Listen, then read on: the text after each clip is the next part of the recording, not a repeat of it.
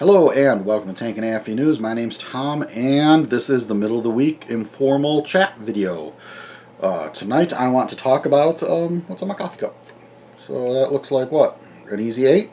A lot of people say that's an Easy 8. So other people who probably absolutely cringe when I say Easy 8.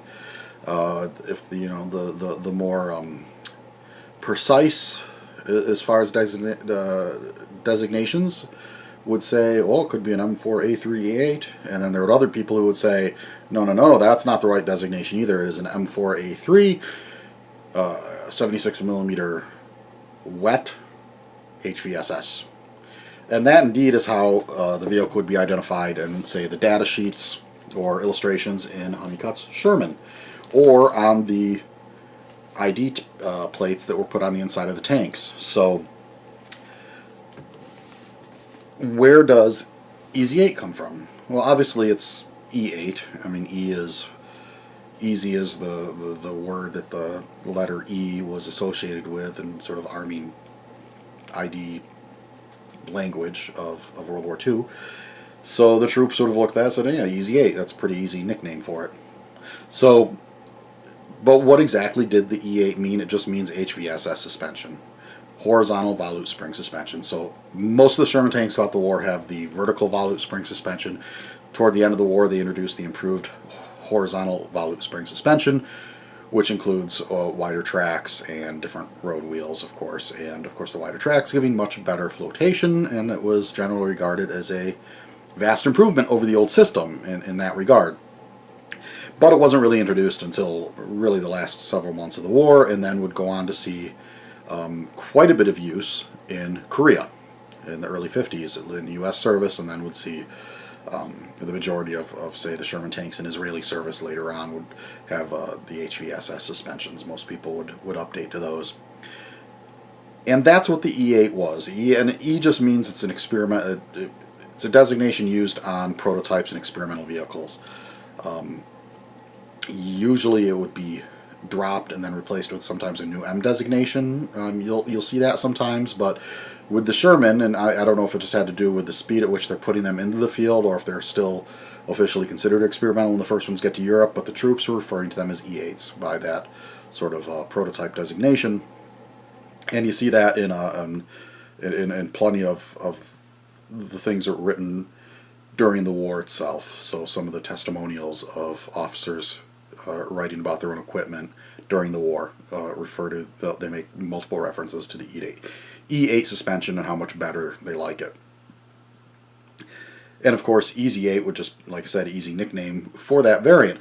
Now what's interesting is any Sherman tank can be an Easy 8 technically. I mean, all you have to do is add the HVSS suspension, and technically that's E8. So Honeycutt in the book talks about how, there's an M4 E8 and an M4A1 E8 because anytime they tested the suspension on that version of the tank, it just gets the E8 designator.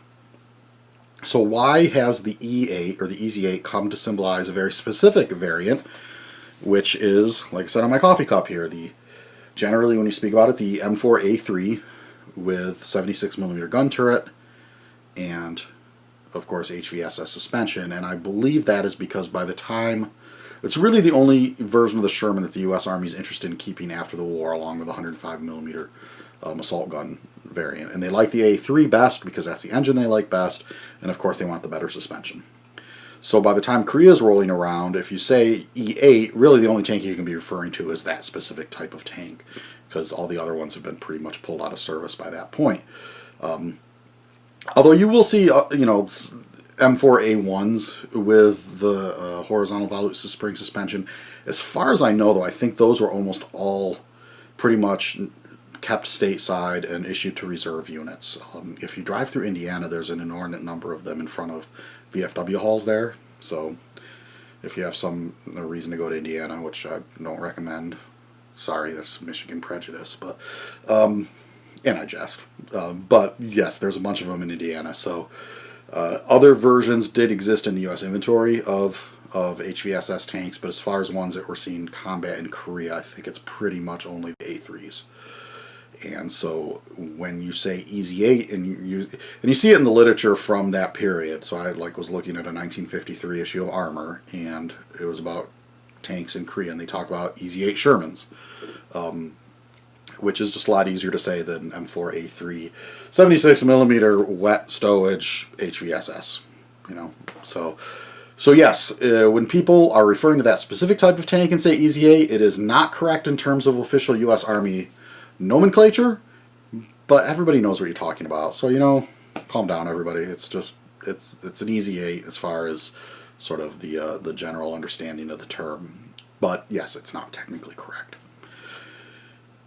As far as next videos, in case you're wondering, I know last week in the tanks of World War II I'd said next up was Panzer 35T. I might hold off and do one last French video this weekend, or maybe two short ones, covering the very light French tanks, the little AMR machine gun armed. I mean, they're almost tankettes in a way, but the reconnaissance tanks, and there's not a ton to say on those, so it'll probably be fairly short. But then I might also then do one on the Char 2C, which was the giant Char de Rupture, so put right after World War One, or I think design work probably started during World War One.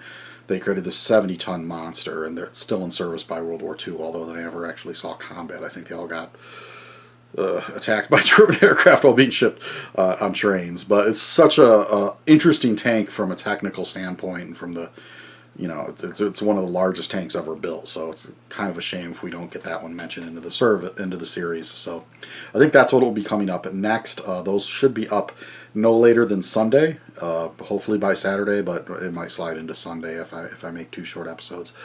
So keep an eye out for those, and yeah, I hope you like these little informal chat type videos.